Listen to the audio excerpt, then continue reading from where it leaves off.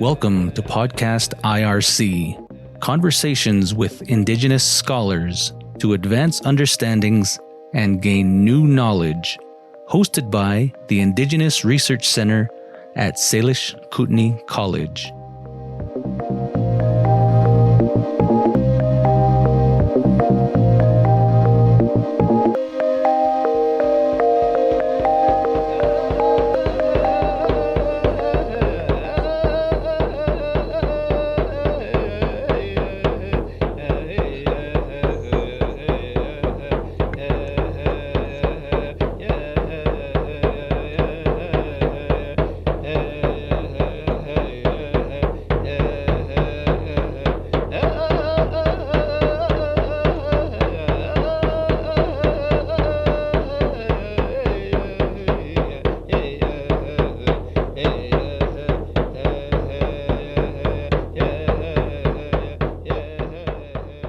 So that was Louie NinePipe, and he's singing a song that we call the Snčučaw, and that song apparently comes from the Shoshone. It was a war dance song that was used kind of during the end of the dance when they were preparing for the distribution of the food or for the maybe the meal at the break.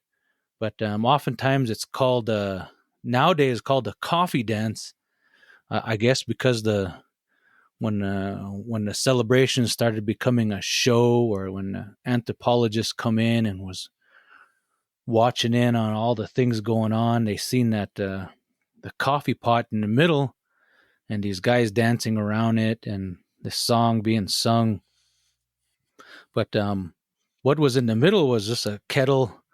Sometimes it had the blood soup in it. Sometimes it had some other types of food in it, but these dancers would dance around it, and in a way, giving thanks for the food and blessing for good fortune in the future to always have plenty of food. But in the end, that lead dancer, he'll stick that stick right in that pot, and that'll be the kind of the end of that little taking a break kind of song. But I know I've heard this song used in other locations, and I'm just curious to know if that song was familiar to you guys. Oh, wait, Aaron's raising his hand. What you got, partner? I have something to say. Go ahead. Okay. To me, I'd have to revisit it again, though, but it sounded like what we call the nighttime meat blessing song, which is... it's the nighttime dancers meat blessing song, which is the coffee dance. Yeah. Because there's one during the day they use for the daytime dance ceremony, which kind of involves a little more ritualism, the whole daytime dance. But this is more of the social one that was used. Less rules. Less rules? Less rules, yeah. Rules. Those rules, Ann. Fuzzan. Remember those rules, Ann? Get that L in there. Sorry about that. But anyway, go ahead. You heard something? Well, I mean, I had thought that when I was at the Hayes powwow one year, John and his crew, I thought they were singing that very song. I could be wrong, but maybe it was a different one. But you guys were using it to sing in your new committee. Oh. The song sounded and maybe I'm it sounds a little different, but what that song is you're referring to is a capturing song.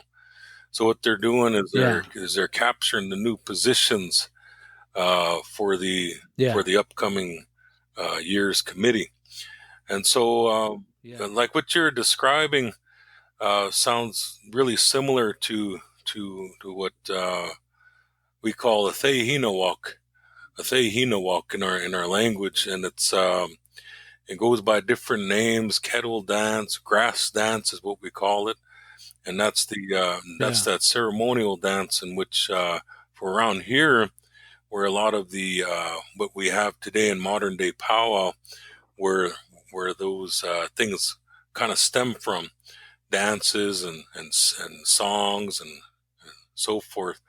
Our committees here, Milk River Indian Days on Fort Belknap Reservation, Hayes Community Powwow on the southern end of the Fort Belknap Reservation. Those committees were modeled after that grass dance ceremony, as it was shared in a time period probably in the 70s, when elders at the time saw that people weren't keeping up, especially with that grass dance ceremony. They wanted to be able to preserve, part of it. And what they did is they implemented a lot of the positions into the powwow committee positions. And so here you have the head of the committee is called the men's flag bearer. Then there's a woman's flag bearer. Then there's a drum keeper, a whistle man, a spoon keeper, a whip man.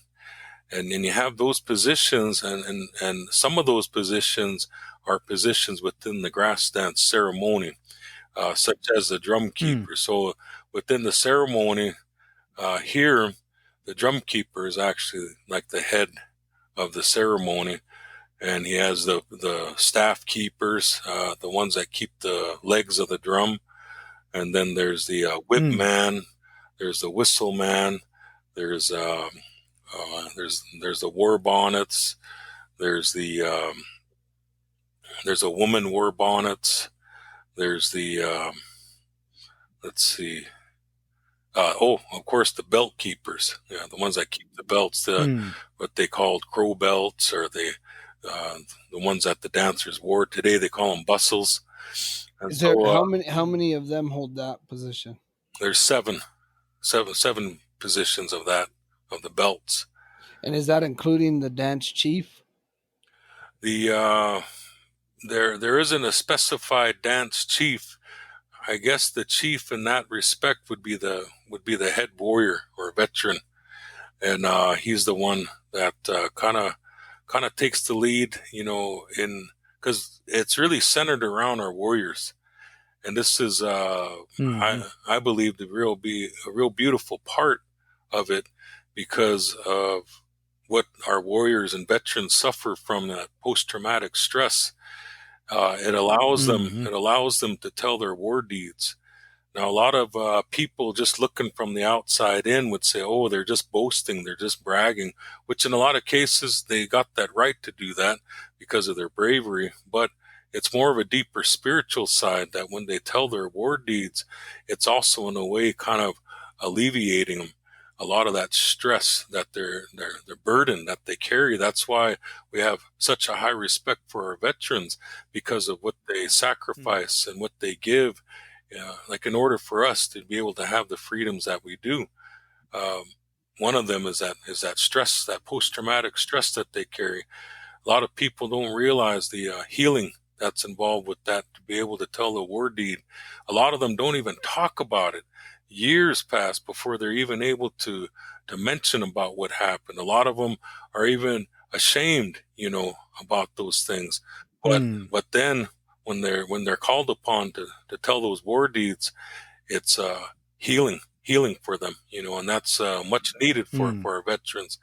So just like what you mentioned about that capturing song, when that capturing song sung and a person or individual or a group of people are captured, then that war deed is shared by a veteran. And whenever the whole, like the ceremony itself, all the position keepers have to transfer, it's actually very long, because they have to line the veterans up, and they'll go and they'll scout and capture the new member for that position. I'm speaking about the ceremonial, the grass dance ceremonial part, and then that veteran has to tell his wording, and then it just goes on down the line for every position.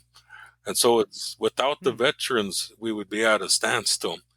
And another position, very high position within that ceremony, again, as our women are sometimes put to the side, put to the back.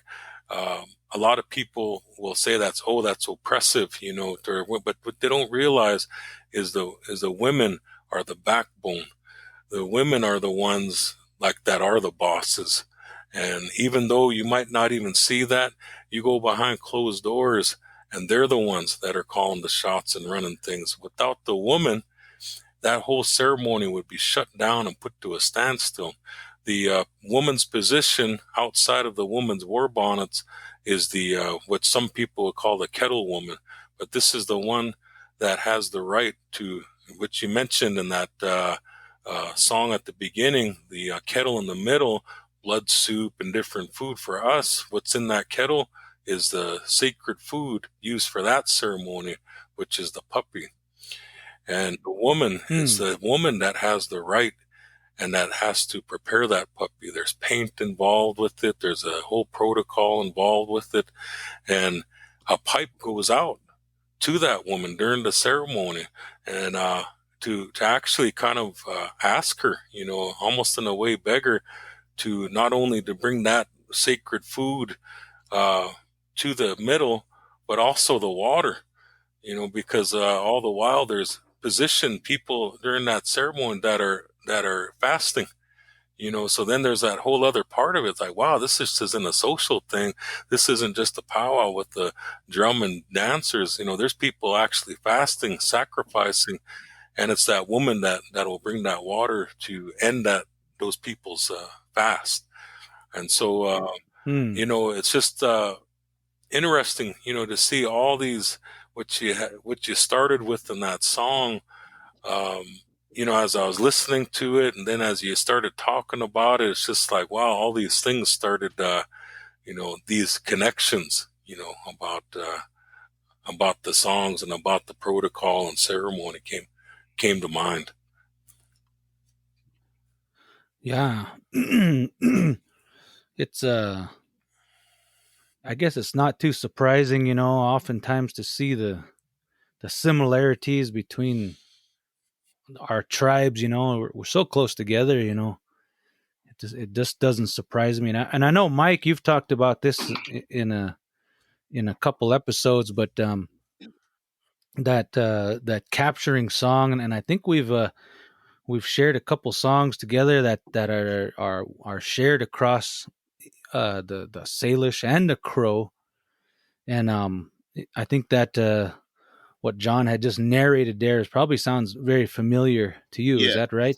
Yeah, a lot of those songs, when I look back on my time growing up and what John talked about, and you look at some of them old powwow posters, they'll label those flag bearers, drum keeper, spoon keeper, and I never did think anything of it. Yeah. Until I start getting into research in academia, wanting to juxtapose those two ideologies together of Western society and not knowing the rhyme or reason. But now, as we're starting to talk about it, I'm starting to understand that was the way of that grass dance, and that's very interesting because, like you said, we're all connected here, and our tribes, although we talk about being enemies, I would say we were more so friendlier to each other than not.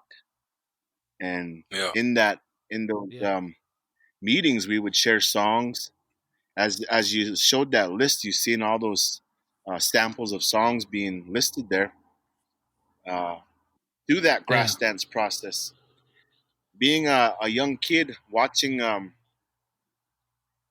Rough Rider Society do their dance during Christmas time, and they would have that capturing song being used and those bustles being used, and that was the only time I ever seen that there happen.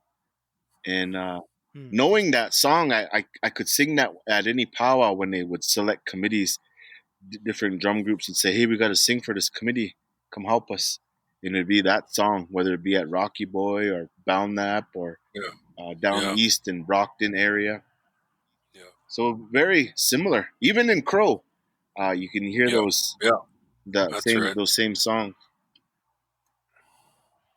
And that's, with sharing this, I always try to be thoughtful. Even in the last podcast, about sharing the song that we did, and explaining that song is used in a ceremony called hand game. I didn't want to cross any boundaries. I didn't want to share too much, just as it was today in what we're sharing about the ceremony that we call Tehinawak here. I didn't want to share too much, out of respect, but I wanted to share enough to show that correlation from what you mentioned at the beginning, to be able to, just like what Mike, eloquently, put in words there of the ties that it has with each of the tribes, the Flathead, the Salish, with the Apsáalooke, Piikani, Ahani, and then, there's stories in the past of battles, but there's a lot of stories of how we were allied together, and I think in today 2020, we really need to focus on that, about ally and supporting and helping each other, and I think that's what I wanted to share that for, was to express that, not to get into too much detail about things. A lot of that, what I shared with you, you'll see when you go to the ceremony, like it's out in the open and public. But at the same time, I don't want to, out of respect for it, share too much. And it wasn't meant in any disrespectful way. It was just meant in that way to express that unity, the allied, and how we should continue that today in 2020. Yeah, that's really important, and it struck me, what you were talking about this, that ceremonialism. You're talking about telling of the deeds. We've talked about that a number of times here, and when we had Jason Heavy Runner on, him and I, we tried to bring that back one time during this little deal they wanted to do with the veterans, and we explained to them kind of what the purpose was, and it was exactly what you were talking about. We intended to have a way for these veterans to kind of tell their stories, but more for them,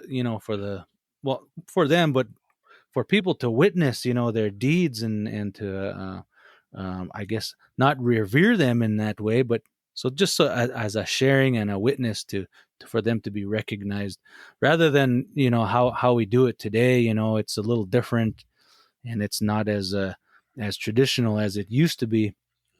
But I really believe that telling of the deeds, like you said, can really help with that trauma that might come with having to, go into battle like that.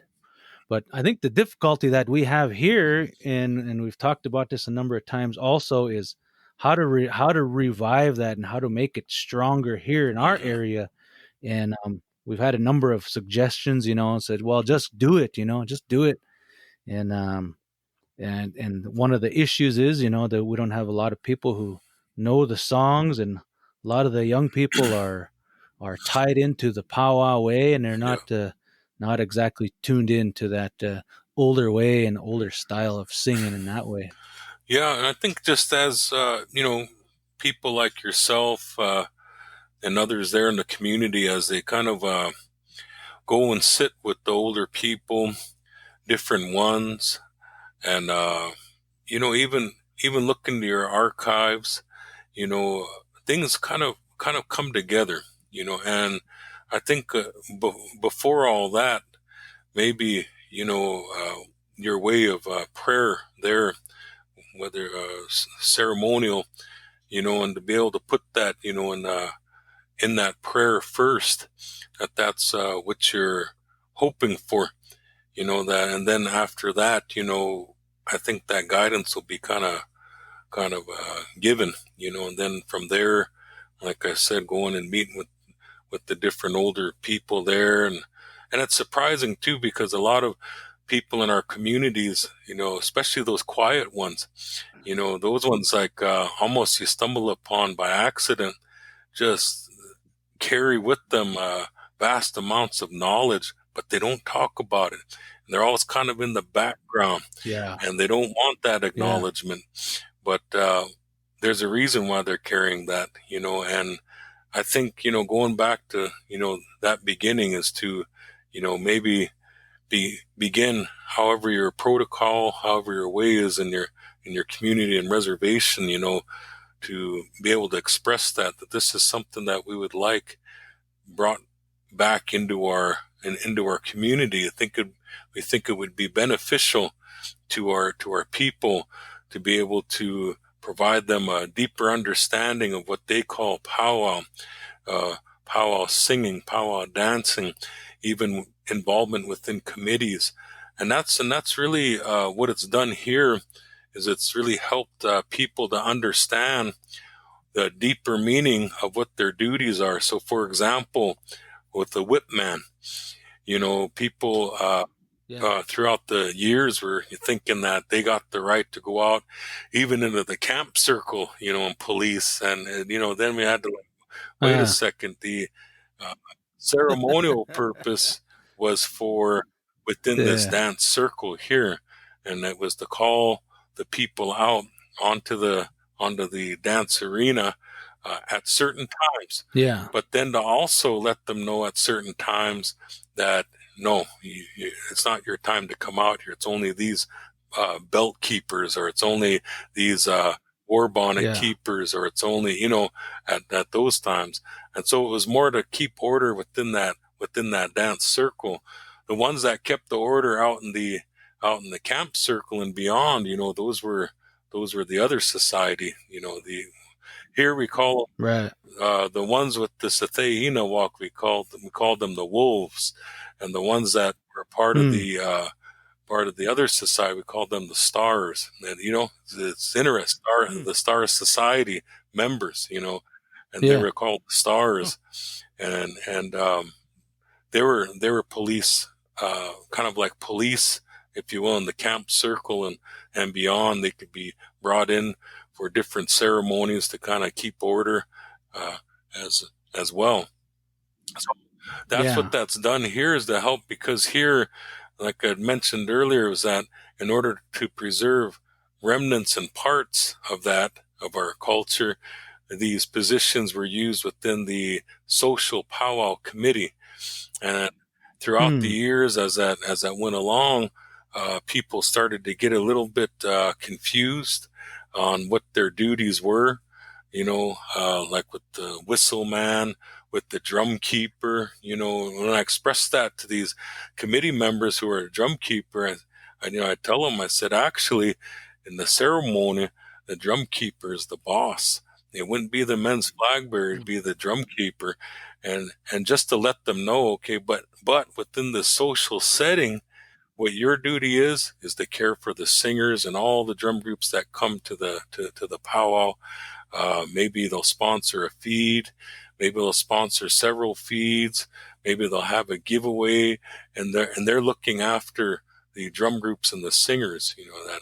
And so it just helps, bring a deeper understanding for not only the committee members here, but even for contemporary powwow, as you call it, to help people understand, like, okay, maybe within that tribe's culture, maybe that's the way things are done. Know that, okay, I think Mike Lafromboise is famous for this saying, when in Rome, we wouldn't say anything. Okay, well, maybe that's the way it is. Okay, well, we're here now, and this is the way we're going to do it, But to understand we're not going to bring our customs and impose them onto these people's, reservation. We're just visitors here, but it kind of helps people to understand and appreciate the differences that may exist between tribes and reservations, and it helps people within the reservation and tribe to better understand their duties and their responsibilities and their involvement in such things.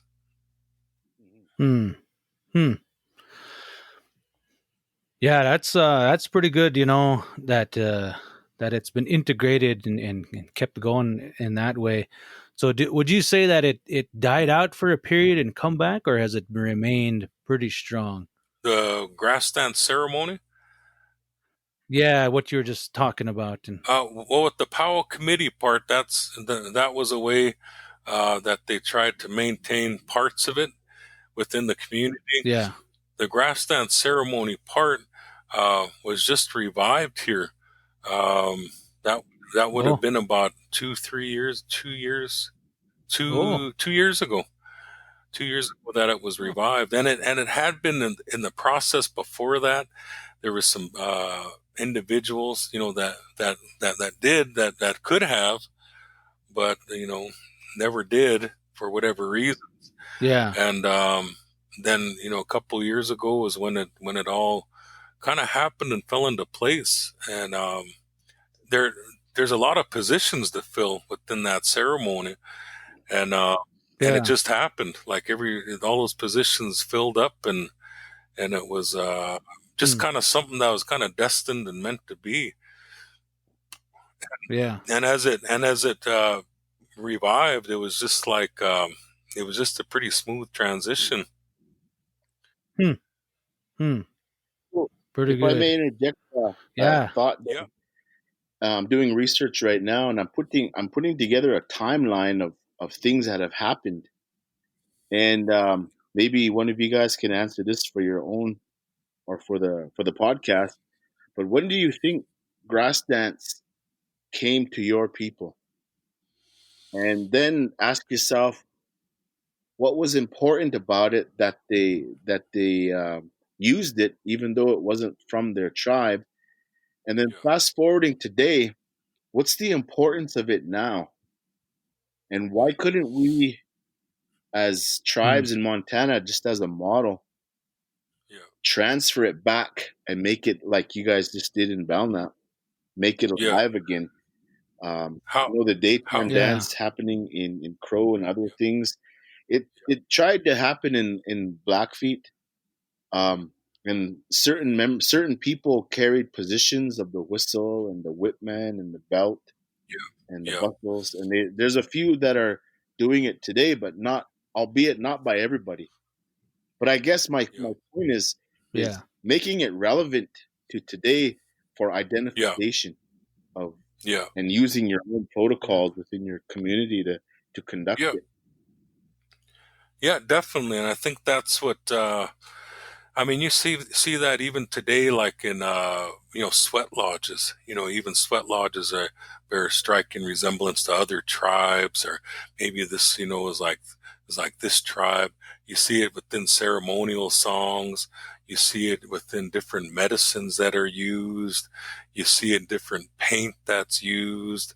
And really, to me, and again, this goes back to the importance of language. When language is incorporated with it, that's what really makes it that tribe. When the language, because with the language comes customs, protocol, ingrained in that, ceremony ingrained in that. And so really when the language then is incorporated with it, whether it be a song, whether it be whatever it was that I mentioned, then you can see, okay, now it's become a part of that tribe's way. Now with the grass dance, it's a real long story of how it got here and how it went to someplace else and then came back to here. And it's just amazing how that happened, and probably couldn't have happened at any other time with any other people, the ones that were involved in that transfer and process, because of the kinship. Again, we go back to that, the family ties. And so, just like I expressed, how it can be, how it's going to be useful and helpful to us here, but not only us here, but other tribes within Montana and beyond, is furthering and deepening that connection, that respect, the knowledge of the song and dance within the circle. And so not only within the circle, but within the individual. And I think as a person grows with that understanding, it really deepens them, their character development as well. And then you get, things such as that, like, I always go back to that, I held on to that all these years, Mike Lafromboise saying that, when in Rome, you develop that and understand, hey, you know what, it works for them. It must be their way, and it's all good. This is the way we do it back home. This is the way they do it here, and hey, it's all good. And it's for a reason. Yeah. Just even like with women speaking in public. Just like with women that are out on the floor in the position of like arena director, like things like that. Like hey, we don't do that. Here, it's like there's a whole protocol and system that you have to go through in order to be able to speak in public. There's things that you have to complete and do in order to speak in public, and that's mainly like a man's role. I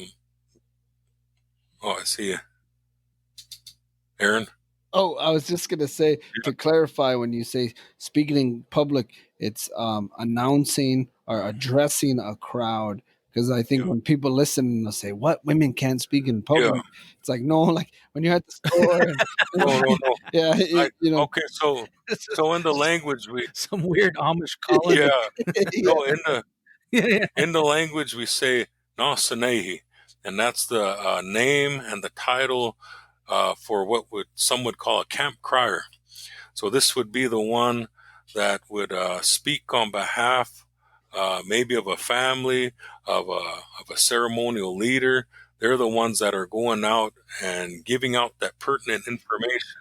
Today, they would call it like a powwow MC. Would be like the equivalent to today.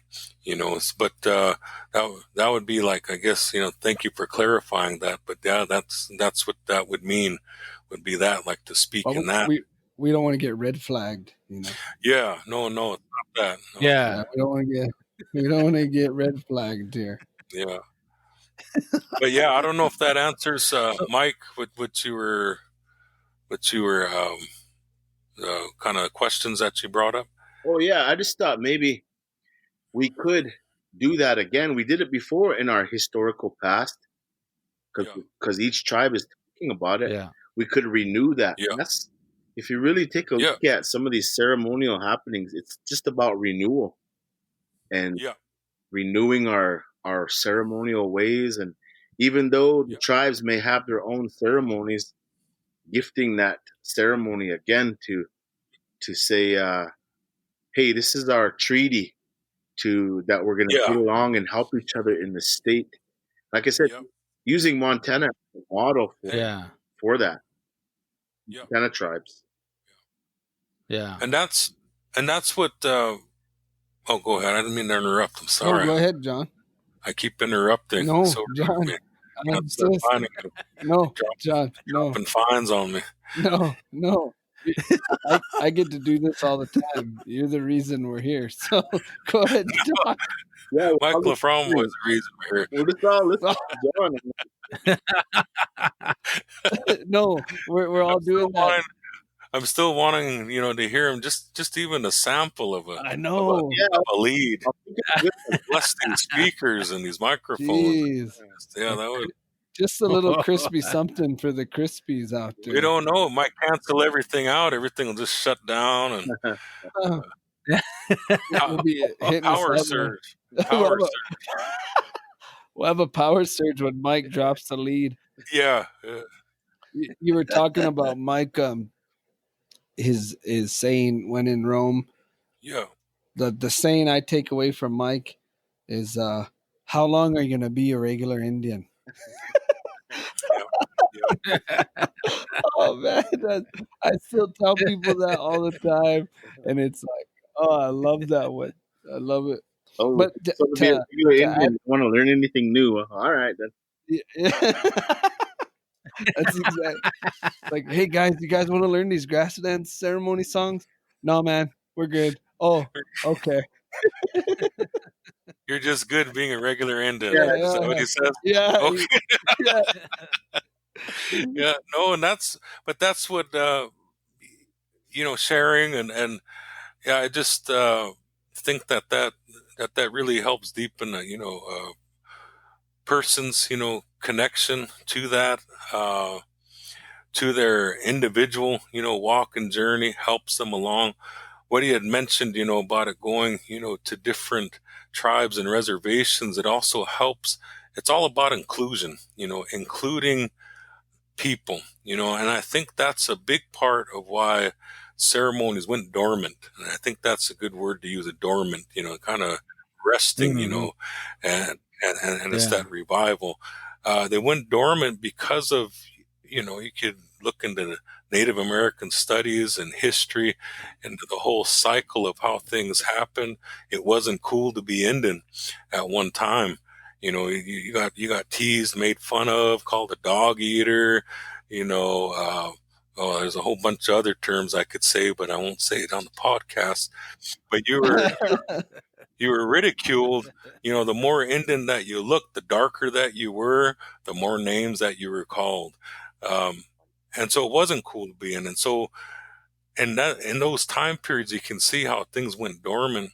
And with these ceremonies, the Apsáalooke, this ceremony, there's a lot of positions, and it's meant to include many people.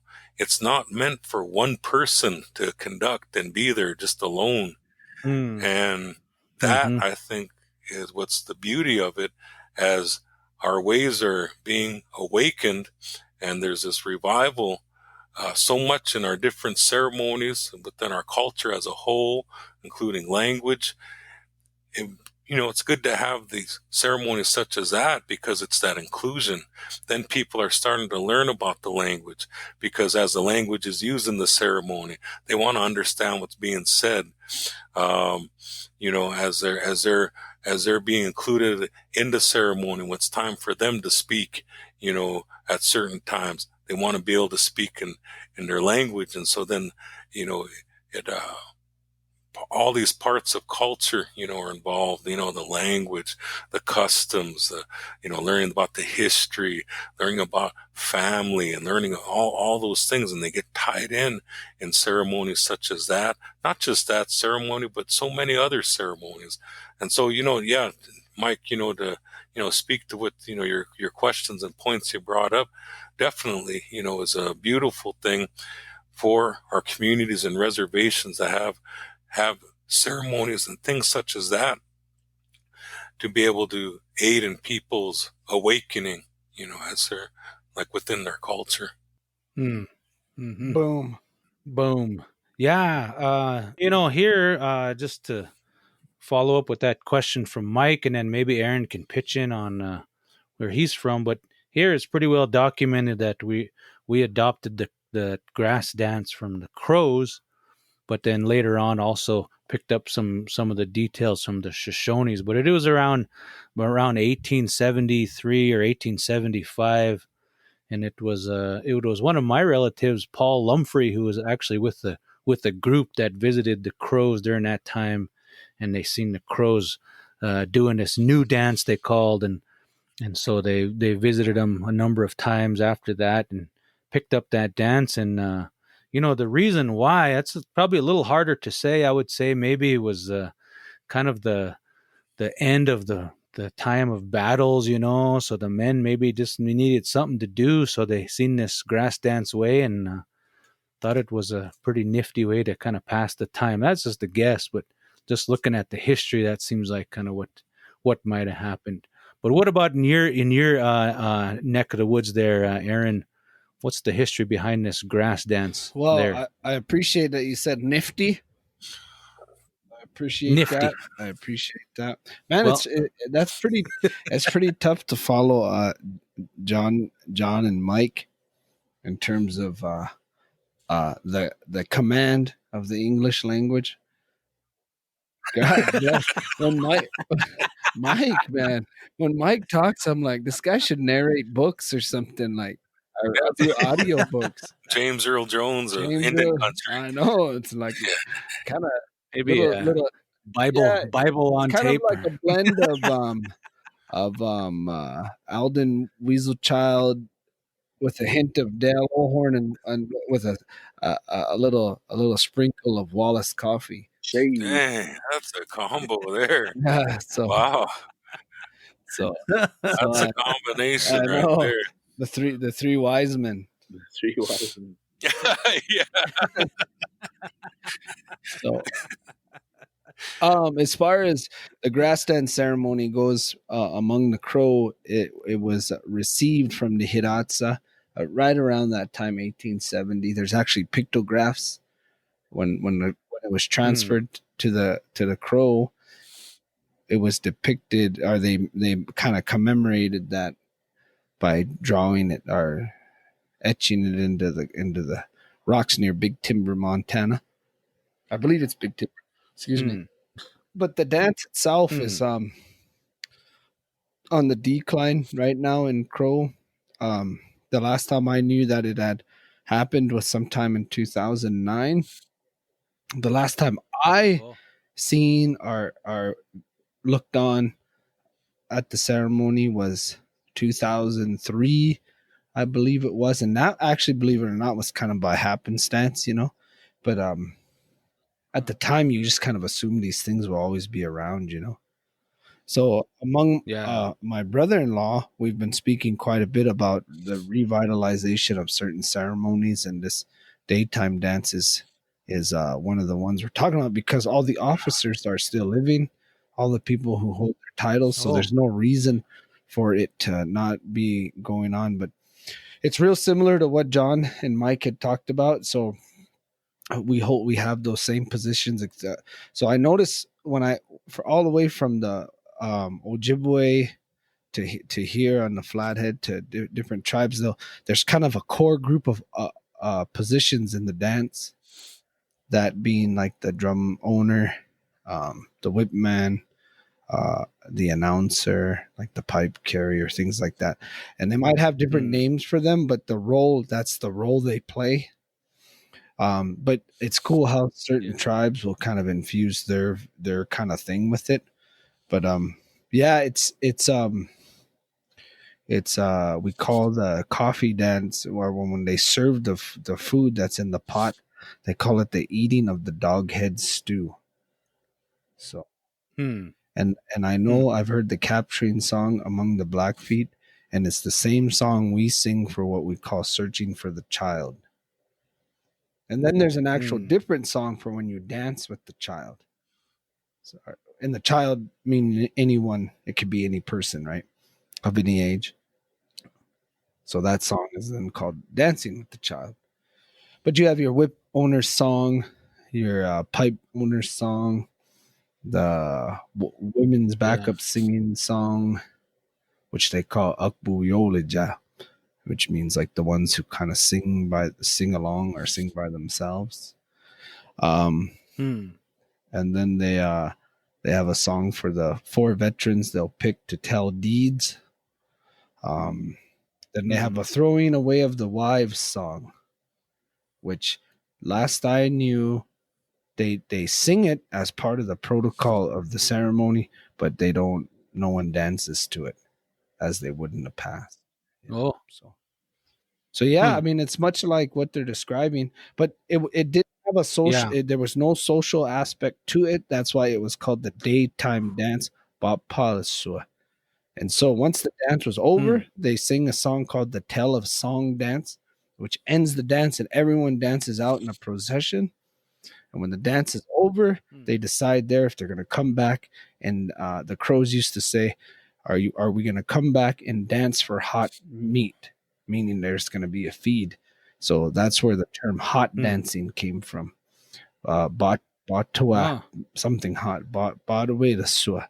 So yeah, and then that's when the social part came. Then they would do that. So, but what was cool about it for the Crows is it replaced the war societies. So we had the Lumpwoods, the Foxes, the Muddy Hands, and Crazy Dogs and Big Dogs, right? Well, what happened was when the intertribal war ended, like I think it was Mike that was mentioning the intertribal wars and stuff, and what happened was there was no need for those societies. At least that's how the Crow viewed it. So this ceremony kind of took on a life of its own. So there became what's called the Nighthawk Dance Society, the Hole in the Ears up in Obaza, or Hole in the Nose, I think is actually what it says. And then the Dakota, and then the Crazy Bunch. So there's four societies of the daytime dance ceremony. So each one of those societies can put on their own dance. So if you hold an office in the Nighthawk Dance Society, that does not mean you hold the office in the Openobaza. So if you go and look on at their ceremony, that's all you're doing is looking on. They might invite you to sing or something, but you don't hold your position in that dance. And that way is pretty strong still, yes? I would say that, but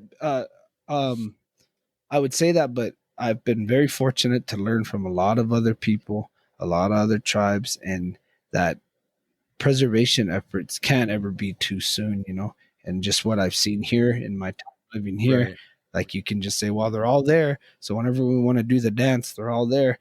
And then next thing you know, it's we're too late. So they're gone. So what I like about the daytime dance or the grass dance ceremony in terms of the world of cultural preservation, it's a good ceremony to introduce young, like people in their journey. And I don't mean young in age, but people who maybe have never grew up culturally, who've never, because it's not as stringent as say the culture of medicine bundles and the Sundance Lodge, but then it still has the same protocols and a strictness to it. So I think it's a good way to kind of bring people in who want to learn, and it teaches them cultural competency, cultural confidence, which is a big part of which that's like lacking in Indian country. Like people just aren't confident in their culture, Yeah. All right, I'll stop talking now.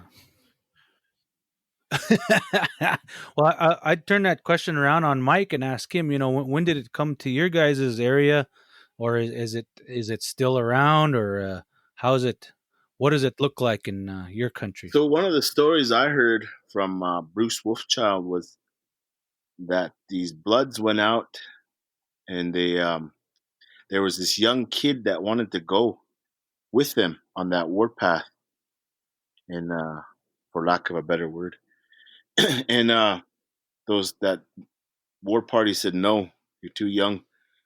So his parents approached him and said he dreamt about this, he's supposed to go. And so they went out and they camped, and when they woke up, they were surrounded by all these Sioux. And what I was told is that it was Sitting Bull's camp. So when I'm talking about timelines, I'm trying to think, well, when did Sitting Bull go into Canada? And, it would have to have been after Little Bighorn time. Yeah, late 1870s, yeah. And so the research I'm doing now on the blacktail, I'm putting a timeline together on that. And it looks to be about the mid 1800s, maybe perhaps, that this blacktail was created by Kootenays. What I'm gathering so far, but there's another one that I need to get with Sean Dean about. Anyway, timelines is my thing here. And so fast forwarding, the Bloods got that grass dance way from Sitting Bull's band, and then the Piikani got that way from the Crows. So a lot of the interactions with Crows were with the Piikani, and a lot of interactions with the Shoshone were with the Bloods. And Aaron and I talked about that, kind of how they interacted with each other, and then also the Nez Perce peoples. When Chief Joseph's band was when Chief Joseph when he stopped there at the Bear Paws and he surrendered, and then some of his people went into Canada, and then he went back, and those people that went into Canada, some of them were with Piikani people, and those families stayed in there. So there's a lot of ties, close ties with Nez Perce and Piikani people. And I was told that some of their songs are still intact, maybe from the blacktail type dance or medicine style type dancing of that plateau way. But anyway, about that time, that was about 1877, I believe. So around that time, it probably came, and I would have to do a little more research as to who kept it going and what, I know they did it. They performed that grass dance after the medicine lodge was put up. So all the societies would dance, and then they would do grass dance, which was just a way of dancing, a style of dancing. And that's depicted in a lot of videos that you see of from the 1950s. But the most recent one I saw, like I said, when I was just a young kid at the Rough Rider Society, which is just a social society, it wasn't a religious society.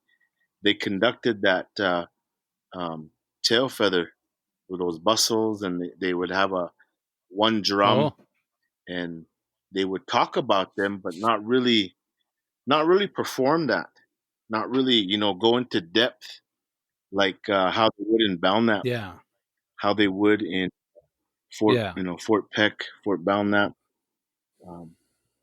So it was there, but not really practiced in a way that everybody kind of knew about it, but not really. You know what I mean? So it still exists. A few people have taken it upon themselves to get whistles transferred and bustles transferred, and we call it a crow belt too. I noticed way up north, up in Edmonton, there's a band of Siouxsian speaking people with the N dialect that they call it a crow belt too. It's a double beat song. Sing a crow belt song and it's a double beat. So even way up north, they still carried that on. And so it's really interesting.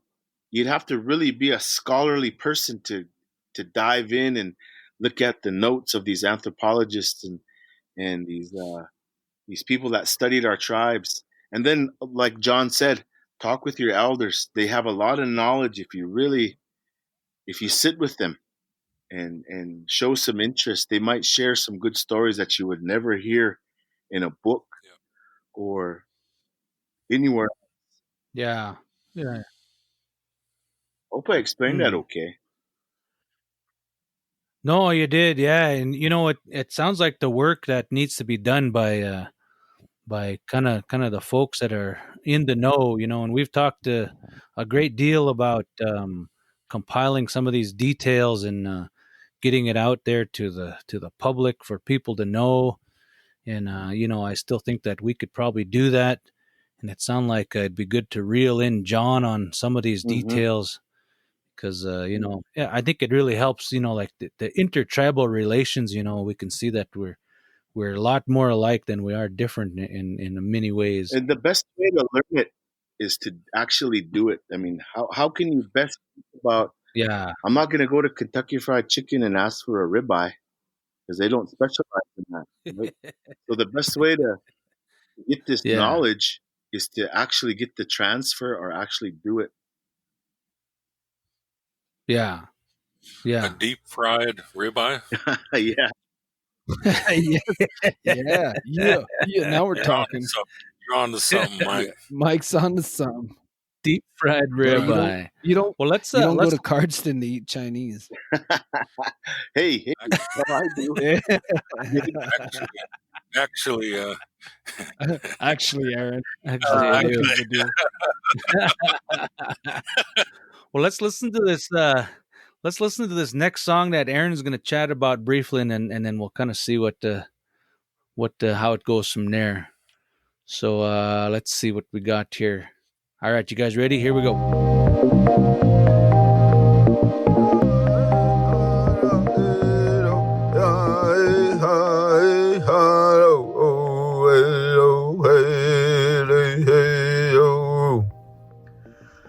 Kuis ashkahalia gaderi go de dakero hai hai how oh hey hey oh hai hello hai hai hello hello Hey hara hey laro hey hara ero hey haro oh hey oh who is ashkaharia gadeli go ne nagero hey haro oh hey that song there belongs to a man named Samson Burdenground. It was composed for him, and I thought it was kind of interesting because the song he's not from the war era. He's actually the first generation of Crow youth born on the reservation. So since he didn't accomplish any war deeds, but he was a well-known man. The song actually just says owning an old horse you have never done. And that's all it says. So Samson, he was known for that, for his horsemanship, his achievements on horses. In fact, if I'm not mistaken, he won the Miles City Buck and Horse Sale in 1913. The same year, Jackson Sundown won the Pendleton Roundup and won that Tom Three Persons won Calgary Stampede. So same year. Same year. So the three biggest bronc riding and so that year, in North America. I guess they don't do it in Germany. So, but I thought it was interesting because it still is telling of something that he's known for that people value, but then it's post-war, post intertribal war. So, and he's my great grandfather, and yeah, there you go. Yeah, that's that goes along line with what we talked about before, and maybe John can give us some insight on that, where we talked about, the telling of deeds. Of course, the war and the veterans are the ones who, in rights have that ability to do that and to be honored in that way. But as we evolve forward, what's next? How do we recognize other types of deeds? And we've had some discussion about that, but I'd like to hear John's some commentary from him about that. Yeah, that's even this past June and July. There's been some war deeds that were shared, and those ones. This one individual, given as an example, I won't say his name, but he was actually asked to stop a song being sung, and in order to do that, and at that time during that ceremony, to stop the drum stop the singing, he had to share war duty. He was he's active duty and in the military, but he had shared, was that he didn't have no acts of bravery of like seeing any battle, but what he did share was an act of good luck, and that's what I share with them. I said, those are things that we look for, to be able to hear those acts of courage, bravery, of good luck. Maybe there's there's no way that should have happened, but it happened. And in saying that, and in different times and in different settings and ceremonies, those type of stories are shared as in a way of bestowing that good luck to an individual. Maybe when names are given, then after that they'll share a story of that, in order to impart that on that individual, in his life, may he experience that. Yeah. And so there's a lot of different ways that can be expressed.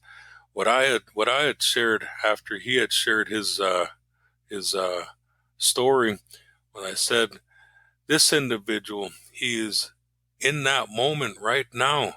He was able to take time away from the base to be here at this ceremony, to be able to support and participate and help us and help himself and his family. But he is in the act right now of sacrificing, of giving, so that we can enjoy the freedom that we're having right now, to be able to have this ceremony on our reservation, to be able to, have that. He's doing that right now. Look at him.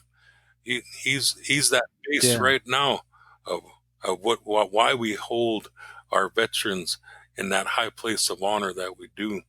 And so many veterans will be like that, they, I don't have nothing to share, but then as they kind of reflect, then, actually this one time, and then they will. And that does a lot for them too, because then to also recognize, like, maybe there's a pecking order within the military, maybe certain branches are seen as more than other branches, or maybe within that one branch, it's like, these guys are, seen as being better than these guys.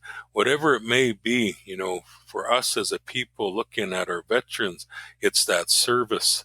And it's that service that we honor and acknowledge, and the sacrifice. He's spending time away from his community, from his family.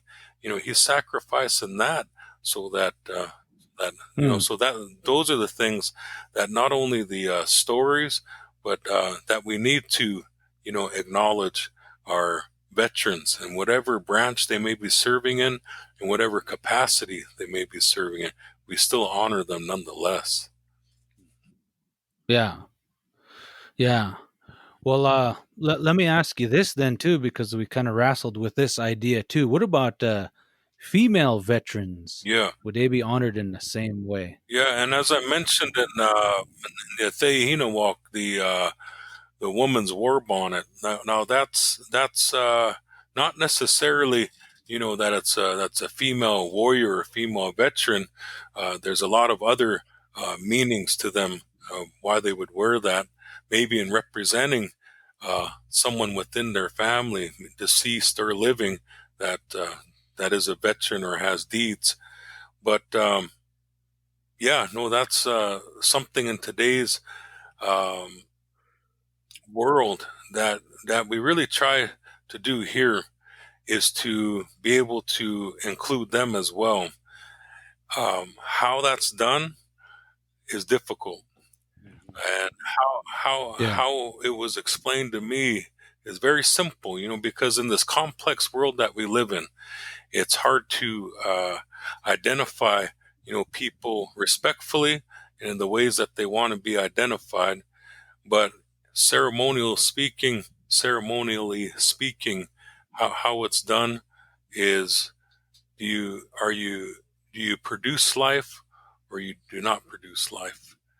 And so that's very simple in that way. And then in that light, okay, there's certain things that they can and that they cannot participate in. But as far as them, there are a lot of times within ceremony here that they can participate, and there's a lot of times, unfortunately, where they can't. And I don't know if that's unfortunate or if that's just, I guess it's left to interpretation, but that's just kind of how we differentiate that and how we try to also acknowledge and respect that. Yeah. Hey, I have a question. What about this actually got asked to me this a year ago.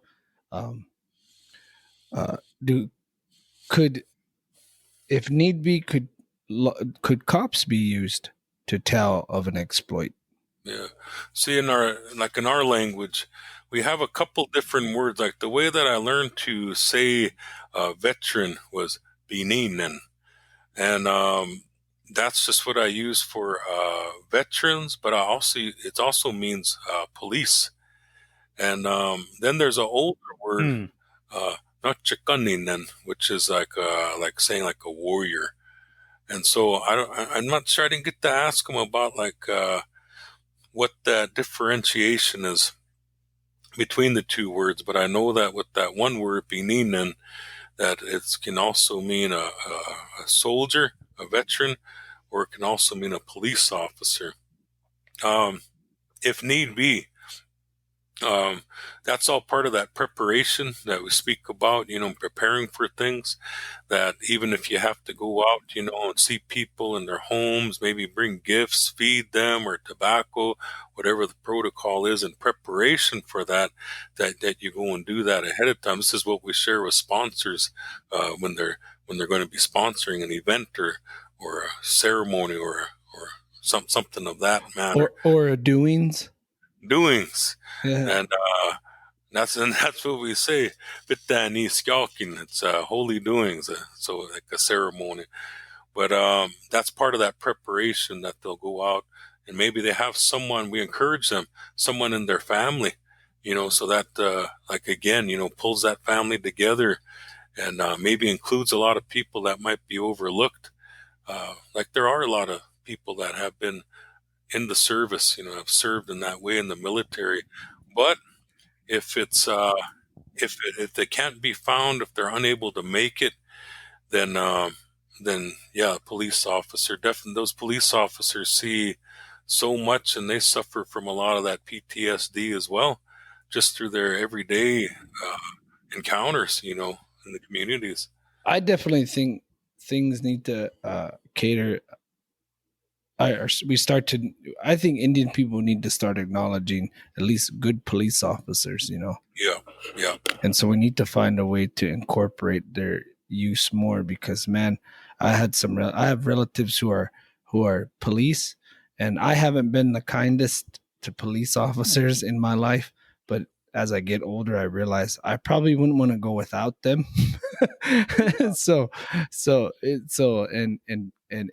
If a telling of a deed is the showing of spiritual power and good fortune, then I think those who come out unharmed, being a police officer, that counts. The BIA, right? Sometimes I was listening to Vine Deloria, and he said Custer was on his way out to Little Bighorn, and he stopped by the BIA office, and he said, "Don't do anything till I get back." Dude, who said that? Vine Deloria. Who's that? Yeah, right. So I'm just kidding. I'm just teasing. My point is that Who's that? ideologies in this thinking and this dichotomy of these two thinkings that don't match. See, there you go.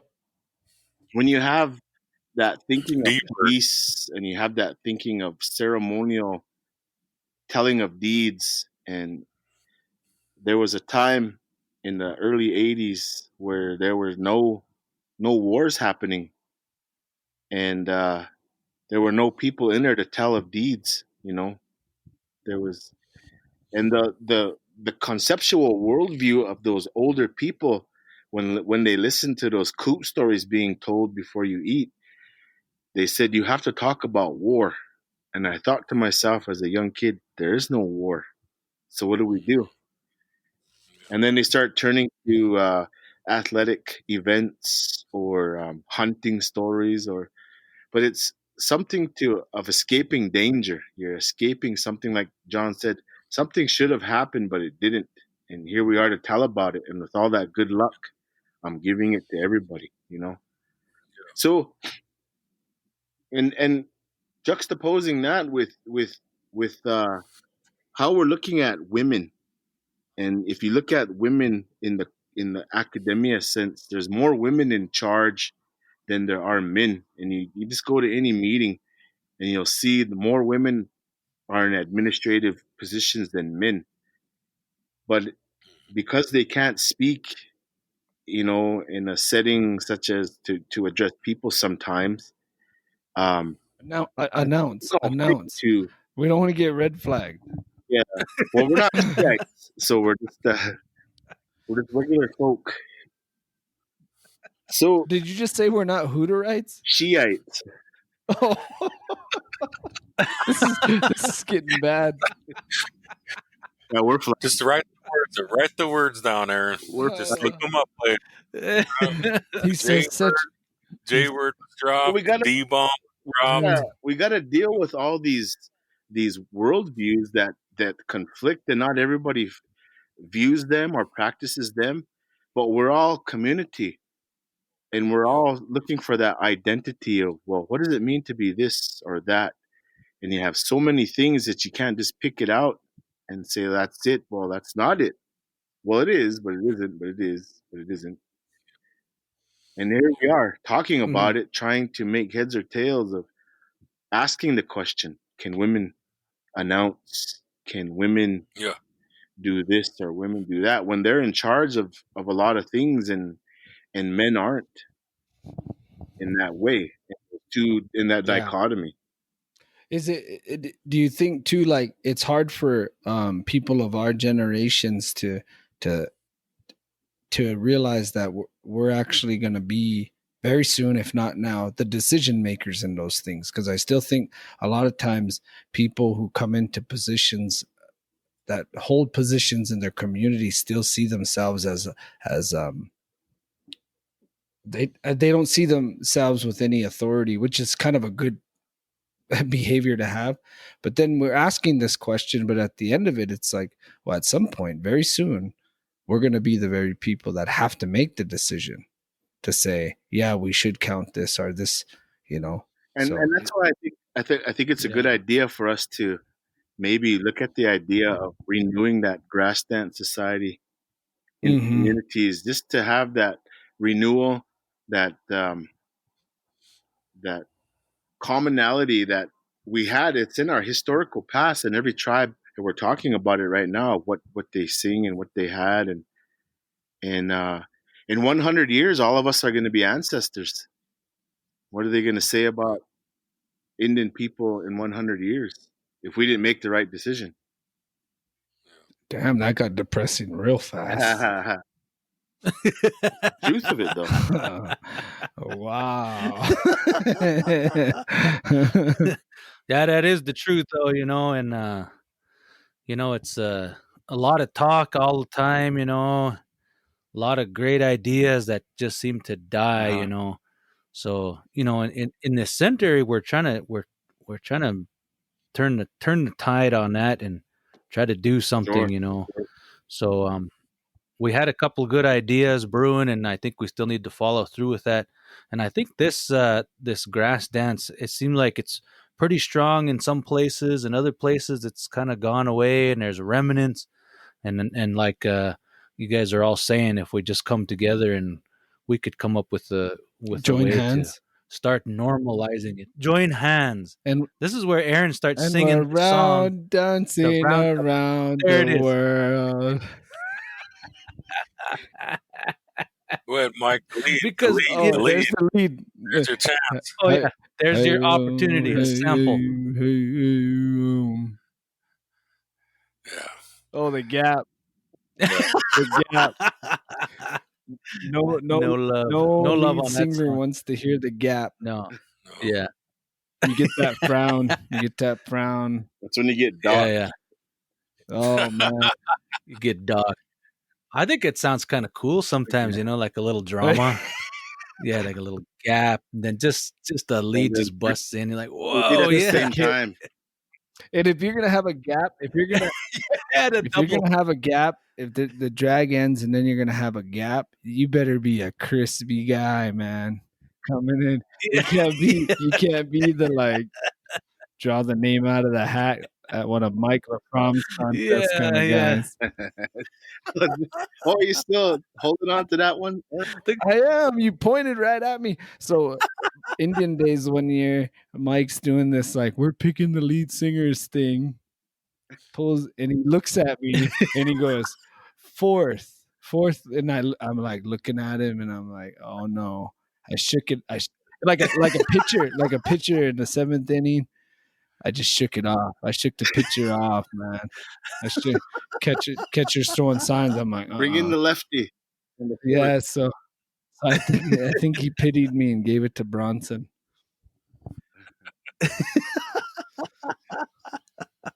Now, if you would have said second lead, I would have been like, all right, because that's the least pressure lead ever, man. Yeah, no, the fourth is pretty. Fourth is like you're bringing it home. Yep, bring it home. Sean Dean's a great fourth lead. He's a good fourth lead. Bring it home, Sean Dean. Yeah, I don't know why I always end up with that fourth lead. I don't know. I guess it's better than the guy who always has the flu all summer. The cold. Always, he has a cold. I got that cold. Yeah. Yeah. The perpetual. Yeah. The dust. The perpetual cold. Experience is probably Belknap or Ethity. That's quality dust there. There's no problems. Fine. That's some fine dust. Yeah. What about? It's good for your lungs. What about Arapahoe, Wyoming, John? That was pretty dusty. Pretty dusty. Oh, God. Yeah, we showed up and about an hour before grand entry. There wasn't a speaker set up, a chair set up, nothing within 1 hour. Literally a tumbleweed. This is not an exaggeration.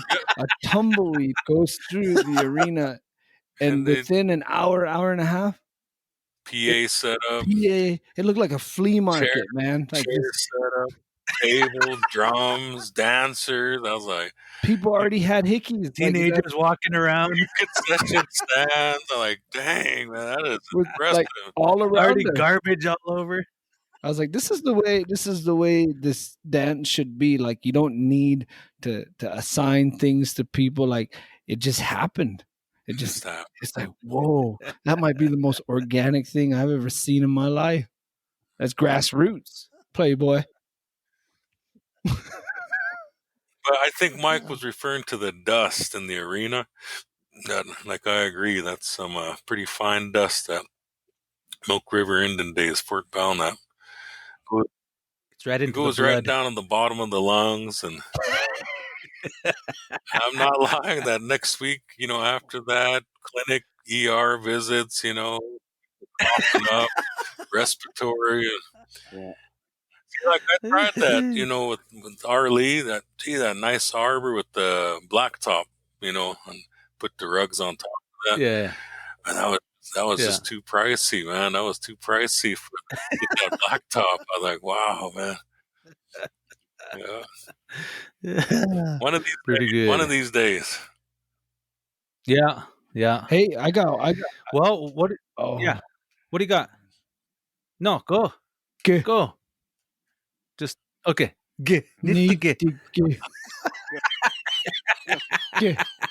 That's not Blackfoot style.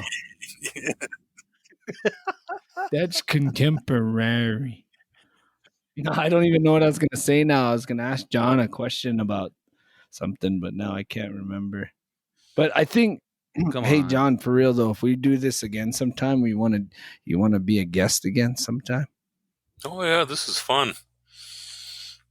It's hard to find like-minded people who like to just visit about these things. So I notice younger guys of my generation, if you talk like this, they'll kind of tease you for it.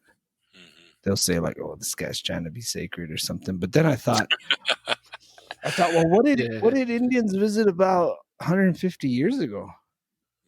They talked about this kind of stuff because it's like that was their world. They're going to talk about it. They're going to sit and talk about sports. I mean, their sports they would have, But I thought that's weird. Like, when did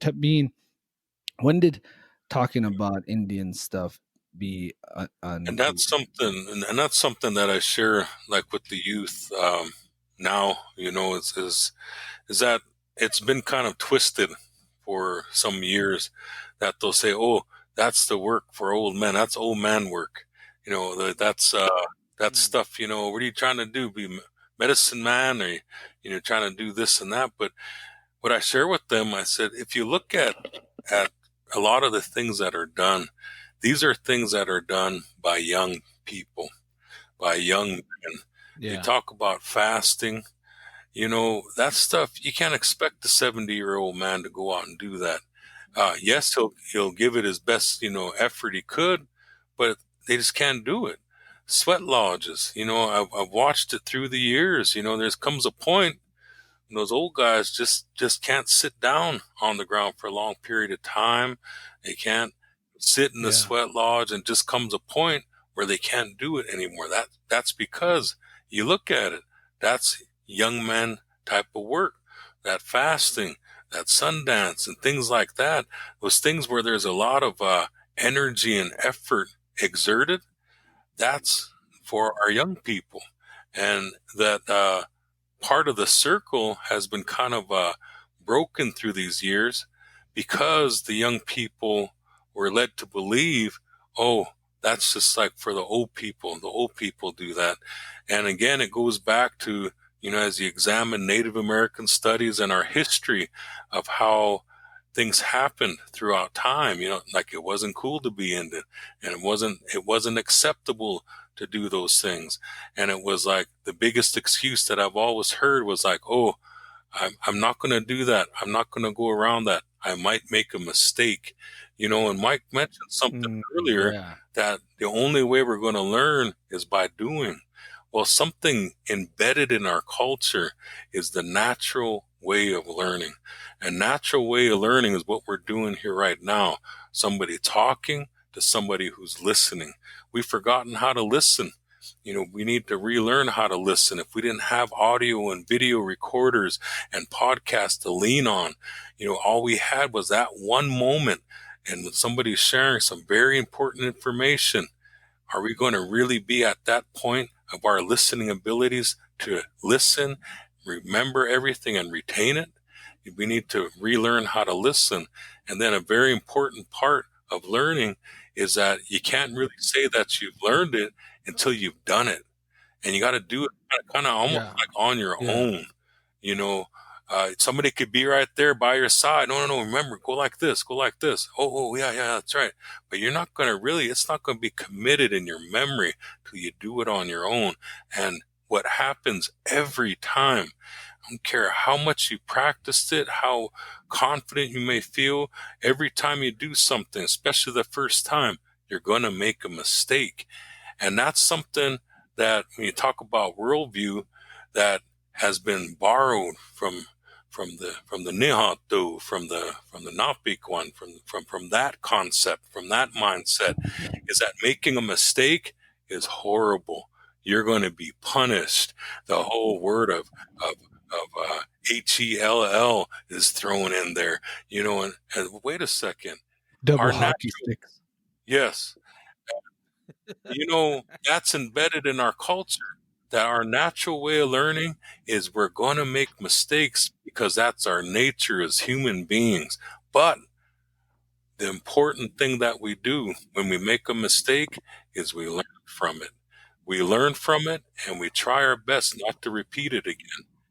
And that's the rule. And that's something within our culture that's like, okay, it's okay that you made that mistake. And it goes without saying, you learn from it and you go forward and you move on and you don't look back. That's important. That right there, that saying I heard, from my late teacher. He says, well, you fall down, you pick yourself up. Dust yourself off, you move forward, and you don't look back. Just in that, that's life. When we fall down, we make a mistake, we make ourselves get up, we dust ourselves off. When we're dusting ourselves off, we're thinking about the mistake that we made, and then we move forward and we don't look back. And that's real important. We don't look back, because then we're going to be living in that moment. How many times have we made a mistake and we just dwell on it? We beat ourselves up over it. And it's like, man, I'm dumb. Why did I do that? But we're living in that moment. We're not learning from it and moving forward. And so that is something right there is, when people say that, I don't want to do that, I don't want to go there, I might make a mistake. It's like, whoa, no. Yes, you are going to make a mistake. That's good that you make a mistake. But when you do, learn from it and move forward. That's how we learn. That's how each and every one of us learns. And so that's just a point, to be... That's why I always bring up the difference between cultural competency and cultural confidence. Native people, and I see it especially with Indian men, we lack confidence in ourselves. And so there's always this fear of like, I shouldn't go around. I'm not good enough. I'm going to make a mistake. I didn't learn everything right. Blah, blah. And it's like, man, at some point you got to like step up and do it, or be a part of it, or make the effort and not be afraid to fail, and not be afraid to trip. It's going to happen, but there's protocols usually set in place in case something like that happens, so people will be safe and things will go on. But that's what you were bringing up about the young people and younger adults, being involved in discussions like this and asking questions and learning. This is like you're at where you're supposed to be at. You're in the direction, you're going in the direction that you're supposed to be. That and more. Because it's almost been lost through the years that, hey, they even said like these societies, as these societies are revived, there were age grade societies, during this part of your life, you're going to learn about this, and you're going to be grouped with like-minded people, and this, and then as you grow older, and it's almost like that, being used less and less in our reservations and communities. Now people think that, you only do that when you're older, without realizing that when you get older, you're limited and you can't do a lot of these things. Yes, we all know those tough old guys. They'll do it clear up the day they die, but it's like, wait a second, shouldn't these younger people be doing these things?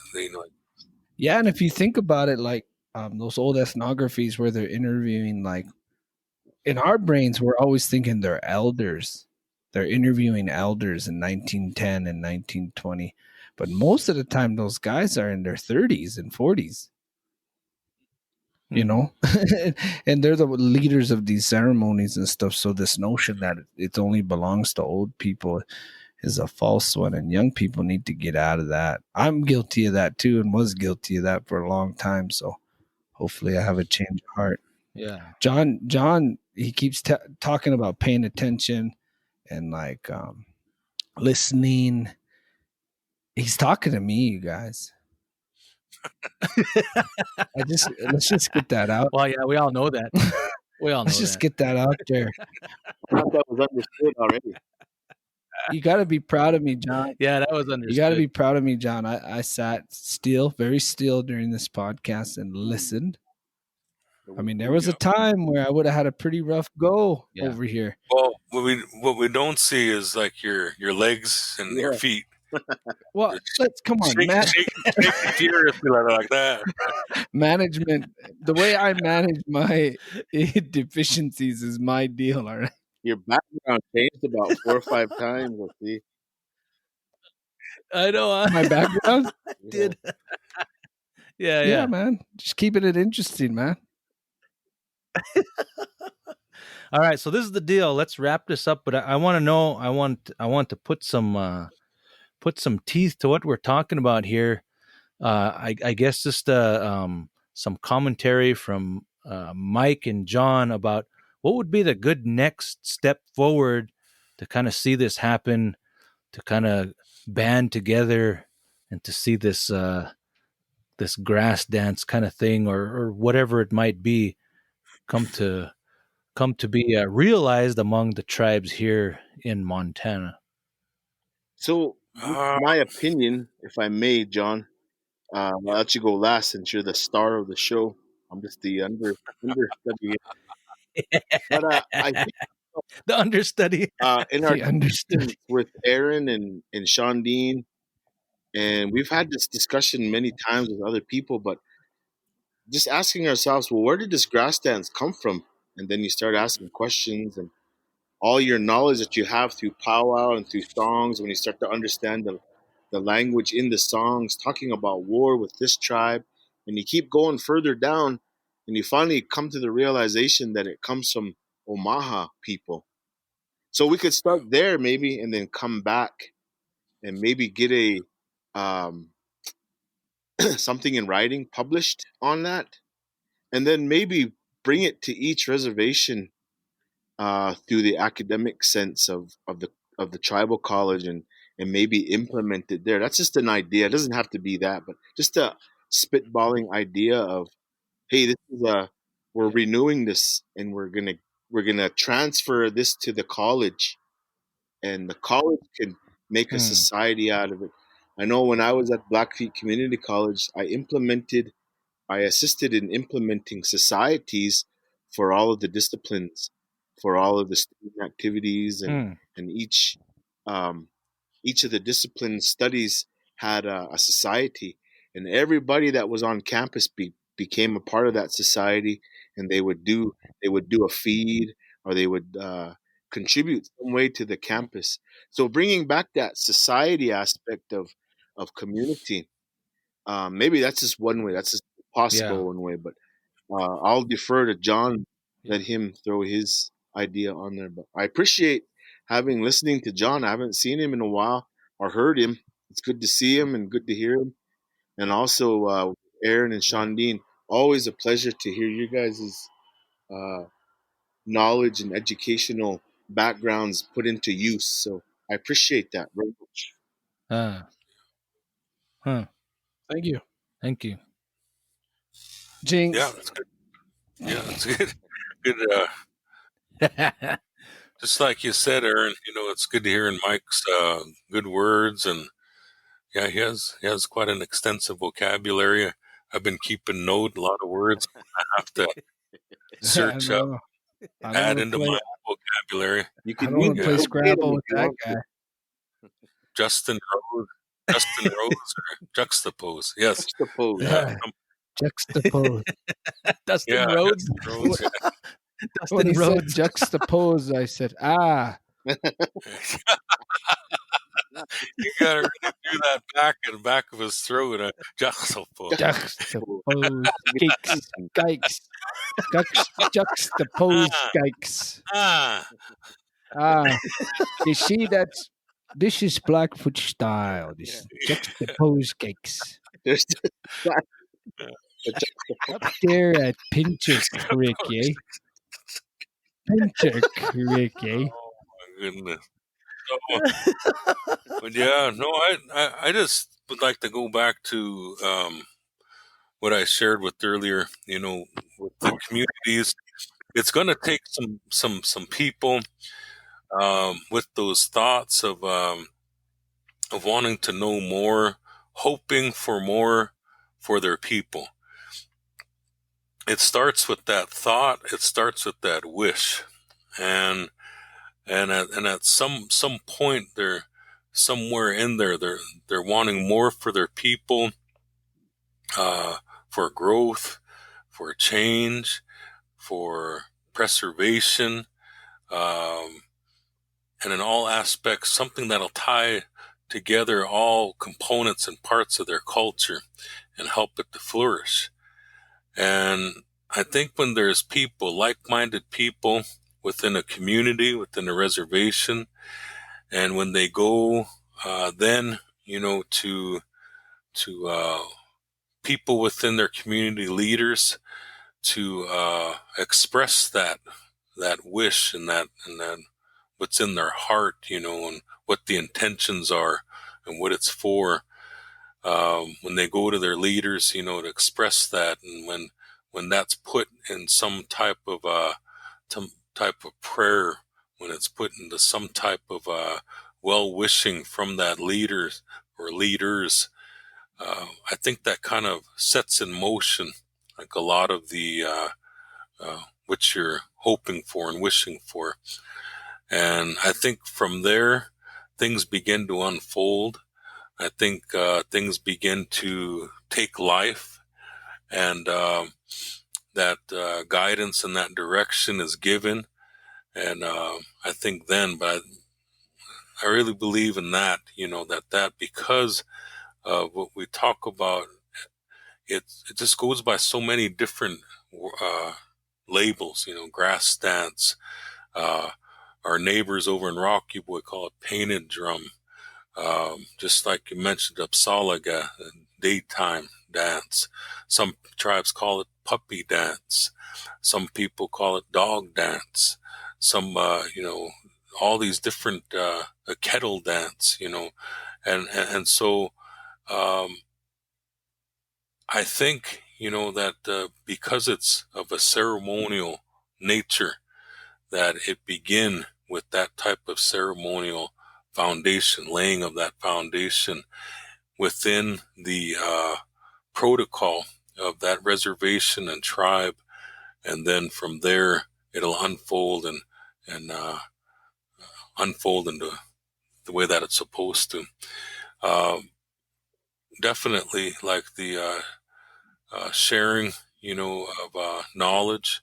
I think today this is another thing, that we speak about as the use of technology in regards to culture. I've spoken about things on this podcast that usually you would have to go over to someone's house and to kind of hear things of that nature. Here we are speaking about them on this computer with these microphones and in this manner. And it's in doing that, it's sharing. In doing that, it's bringing together, unifying. In doing that, it's also planting a lot of seeds that may grow, within each and every person that hears this, and like within their minds and their hearts. And so that's something that I'm still, struggling with, trying to understand. Definitely, I'm trying to stay. What's the saying now? I'm trying to stay in my lane. I'm trying to stay in my lane. Trying to stay woke. No swerving around. I'm trying to Stay be woke. Okay. I'm trying to stay awake in my lane. Is that right? We're going to quote John. Just try to stay awake in your lane. I'm trying to stay awake and in your lane. But that's kind of what my hope and thoughts about that matter would be. Definitely, it's going to be multifaceted. It's going to have many different sides and parts. Just like what Mike said, there's that. I'm really starting to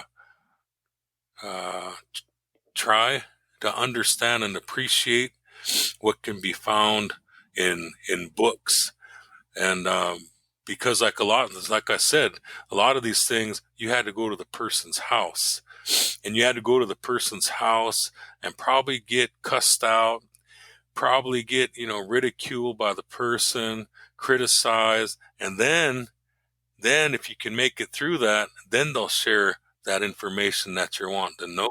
And that's whereas you got a book, and then you can just like, wow, okay, well, they got this here. Nowadays it's not even a book; it's a book online.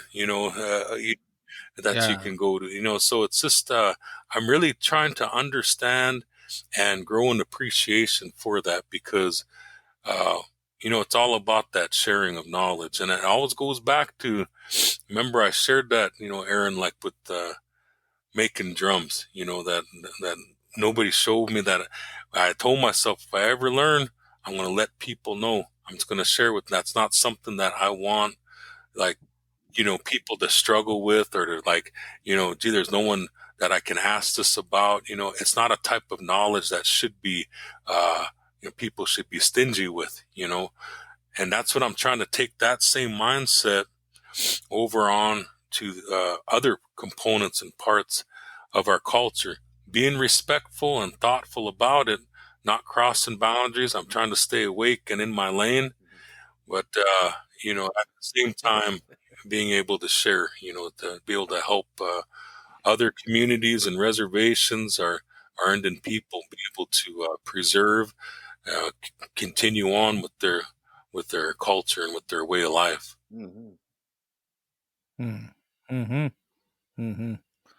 Well said. Well, we'll wrap it up there, and then we'll keep this discussion going. And it sounds like we might, if we can, maybe we can all take a little trip down to our southern neighbors, and maybe we can gain a little more knowledge to make our little wish here a little bit stronger. So thanks, John. Thanks for joining us. Thanks, Mike. Thanks for your contributions always to the podcast. And then we'll see you guys all down the road somewhere. Jenny Hayats.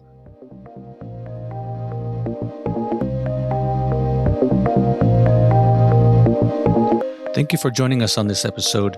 And to learn more, you can find us on Twitter and Instagram at IRCSKC. You can find us also on Facebook and YouTube by searching SKC Indigenous Research Center. You can also visit our website at irc.skc.edu.